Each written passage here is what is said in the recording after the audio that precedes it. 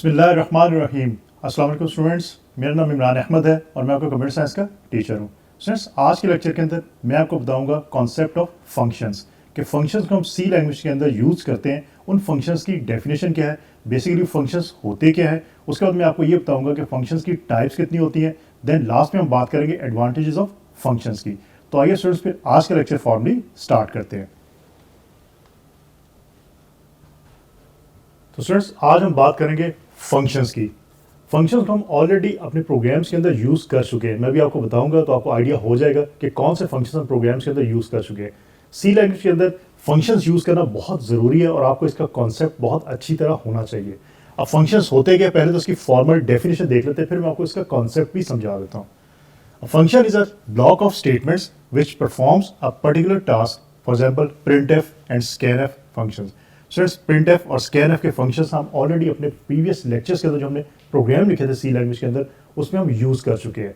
तो these are functions. scanf भी आपका फंक्शन है, printf फंक्शन है, main का एक फंक्शन हम यूज़ कर चुके हैं। उसके अलावा और भी फंक्शंस जो हमारे पास अवेलेबल होते हैं हम उनको यूज़ कर सकते हैं। अब फंक्शंस होते क्या हैं? It's a block of statements which performs a particular task. अगर आपने प्रोग्राम के अंदर आपने कोई पर्टिकुलर टास्क परफॉर्म करवाना है तो आप उसके लिए फंक्शन बना सकते हैं। एक तो तरीका ये कि आप उसके लिए स्टेटमेंट्स लिखें, लेकिन पॉसिबल है कि अगर आपका बहुत लंबा कोड हो जाएगा तो वो कम्प्लेक्स भी हो सकता है और उसको एग्जीक्यूट होने में भी टाइम लगेगा। तो आप क्या करते हैं, आप उन स्टेटमेंट्स के अगेंस्ट एक फंक्शन क्रिएट कर लेते हैं। लेकिन याद रखिएगा, हर फंक्शन को डिफाइन जरूर किया जाता है। जैसे कि प्रिंटफ और स्कैनफ के फंक्शंस को डिफाइन करने के लिए हमारे पास हेडर फाइल्स मौजूद होती है, उसके अंदर इसकी डेफिनेशन मौजूद है। तो स्टूडेंट्स, इसी तरह जो भी फंक्शन आप यूज़ करते हैं उसकी डेफिनेशन कंपाइलर के पास लाजमी तौर पे मौजूद होनी चाहिए, तभी वो उसको एग्जीक्यूट करेगा, अदरवाइज वो आपको एरर दे देगा। तो हम क्या करते हैं, हम ब्लॉक ऑफ स्टेटमेंट्स की बजाय हम फंक्शन को यूज़ कर लेते हैं।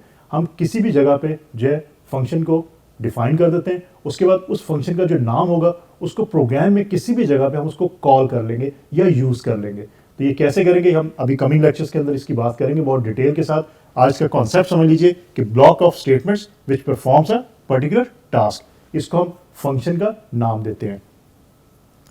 दो टाइप्स हैं हमारे पास फंक्शंस की, built in functions and user defined functions. Students, अभी तक हमने जो यूज किए फंक्शंस वो हमारे बिल्ट इन फंक्शंस हैं जो ऑलरेडी सी लैंग्वेज के अंदर मौजूद हैं। लेकिन इस यूनिट के अंदर मैं आपको डिटेल से बताऊंगा कि यूजर डिफाइंड फंक्शंस आप कैसे क्रिएट कर सकते हैं, क्योंकि बिल्ट इन फंक्शंस तो ऑलरेडी हमारे पास मौजूद है, उनकी डेफिनेशन भी मौजूद है, हम हेडर फाइल यूज करके वो फंक्शन जो है वो यूज कर लेते हैं। लेकिन यूजर डिफाइंड फंक्शन का ये मतलब है कि प्रोग्रामर मीन यूजर खुद से फंक्शन क्रिएट करे, क्योंकि कुछ ऐसे फंक्शंस भी अवेलेबल होते हैं या कुछ ऐसे टास्क परफॉर्म करवाने पड़ जाते हैं आपको प्रोग्राम के अंदर जो बिल्ट इन फंक्शंस नहीं कर सकते। तो उसके लिए फिर यूजर को खुद फंक्शन डिफाइन करना पड़ता है। अब वो कैसे किया जाता है उसके बारे में आपको इस यूनिट के अंदर बहुत डिटेल के साथ बताऊंगा। अब फ्रेंड, देखते हैं one by one built in function और यूजर डिफाइंड फंक्शन की डिटेल। So let's see. तो पहली टाइप है हमारे पास built in functions. The functions which are available in C standard library are called built in functions. तो ये वो फंक्शंस है जो ऑलरेडी आपके सी लैंग्वेज के अंदर उसकी स्टैंडर्ड जो लाइब्रेरी है उसके अंदर मौजूद होते हैं।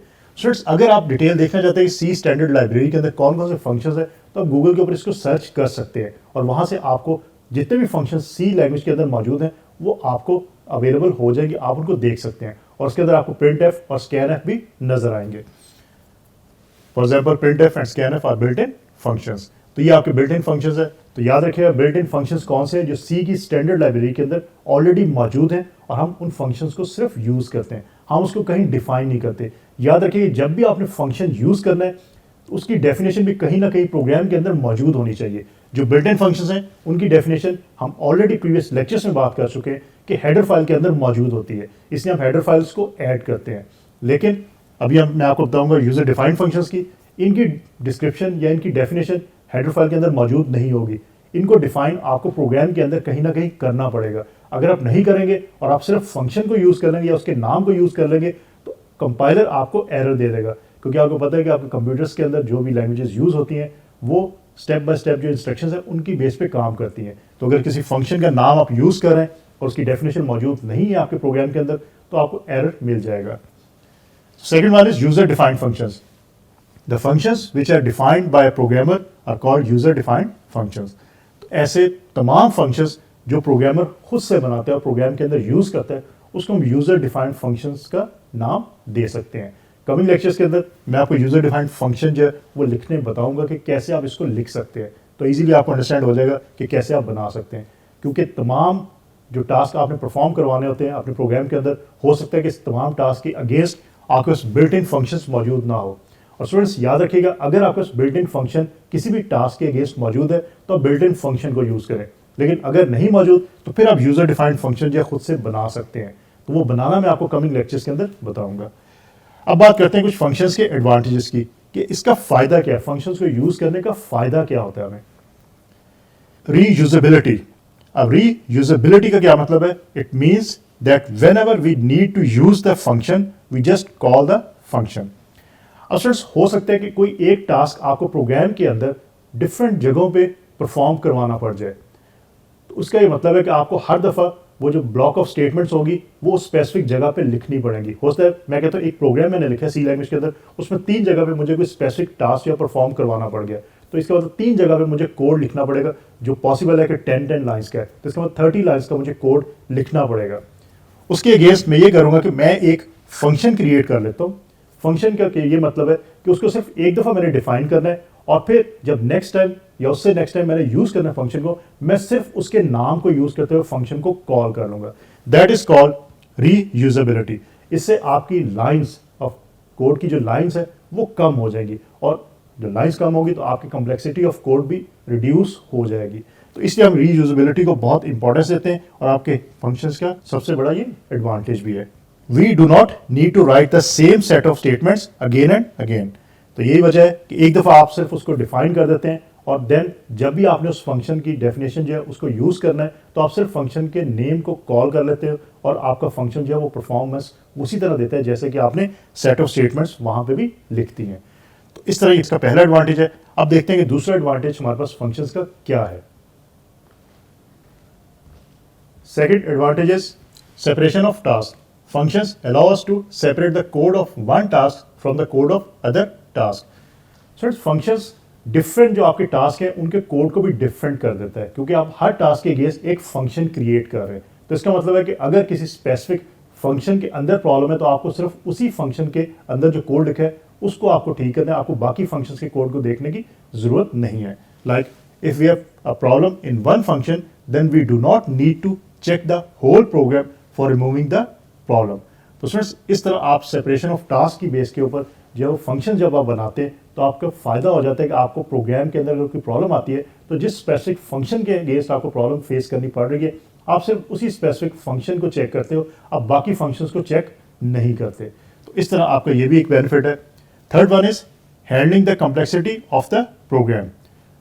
स्टूडेंट्स ये कॉमन प्रॉब्लम है कि आपके प्रोग्राम के अंदर खासतौर पर जब बहुत ज़्यादा लाइंस का कोड होता है तो कम्प्लेक्सिटी इंक्रीज कर जाती है, और जब बहुत ज़्यादा उसके अंदर फंक्शंस भी यूज़ करें, उसके अंदर आप डिफरेंट टेक्निक्स भी यूज़ करें, लूप्स भी आप यूज़ करें एंड एक्सेट्रा एक्सेट्रा, तो आपके प्रोग्राम की जो कम्प्लेक्सिटी है वो इंक्रीज कर जाती है। अब उसको हैंडल करना जो है that is the issue. Functions divide the program into smaller units and thus we reduce the complexity of the program.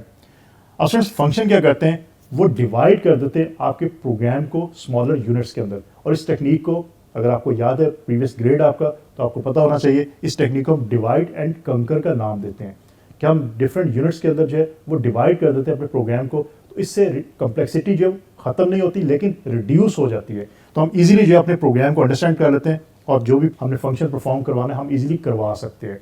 तो याद रखिएगा, functions divide the program into smaller units and thus we reduce the complexity of the program. Students इसकी reason एक और भी है कि इससे आपको अपने प्रोग्राम को मैनेज करना आसान हो जाता है। ये ऐसे ही कि अगर आपके स्कूल की एक बिल्डिंग है और स्कूल की बिल्डिंग के अंदर अगर तमाम क्लासेस एक ही हॉल के अंदर हो रही हैं तो उनको मैनेज करना मुश्किल हो जाएगा। लेकिन अगर आपकी स्कूल की बिल्डिंग के अंदर डिफरेंट क्लासरूम्स बने हुए हैं, तो क्लास 1 2 3 4 5 6 7 8 9 10 डिफरेंट क्लासरूम्स हैं, तो आपको मैनेज करना ईजी हो जाता है हर क्लासरूम को, क्योंकि आपने उनको डिवाइड कर दिया। इसी तरह आपके प्रोग्राम के अंदर जो कोड होता है फंक्शंस उनको डिवाइड कर देते हैं। डिवाइड करने से जहां पे प्रॉब्लम होगी सिर्फ आप उसी फंक्शन से रिलेटेड प्रॉब्लम को देखेंगे, बाकी आप कोड को चेक नहीं करेंगे, तो आप इजीली जो है अपने प्रोग्राम को अंडरस्टैंड भी कर लेंगे और इसको मैनेज भी कर लेंगे। Number 4 is readability. Dividing the program into multiple functions improve the readability of the program. ये भी बेसिकली रिलेट करें नंबर 3 के साथ कि कम्प्लेक्सिटी जब रिड्यूस होगी तो रीडेबिलिटी जो है वो बेहतर हो जाएगी, कि जब आप डिवाइड करते हैं अपने प्रोग्राम को तो आप इजीली अंडरस्टैंड कर सकते हैं अपने प्रोग्राम को कि आपका प्रोग्राम क्या काम कर रहा है और किस तरह जो फंक्शंस परफॉर्म कर रहा है। और स्टूडेंट्स ये एडवांटेजेस याद रखिएगा, आपके एग्जाम में ये पूछे जा सकते हैं। उसके साथ साथ कमिंग लेक्चर्स के अंदर जब हम प्रोग्रामिंग एक्सरसाइजेस करेंगे रिलेटेड टू फंक्शंस, उसमें आपको एडवांटेजेस जो हैं ये नज़र आएंगे, आपको पता लगेगा कैसे ये एडवांटेज है आप अचीव कर रहे हैं by using implementation of the program. तो स्टूडेंट्स होपफुली आज का जो लेक्चर है आपको अच्छी तरह समझ आया होगा। इंशाल्लाह अगली दफ़ा नए लेक्चर के साथ दोबारा मुलाकात होगी। अपना बहुत सारा ख्याल रखिएगा। अल्लाह हाफिज़।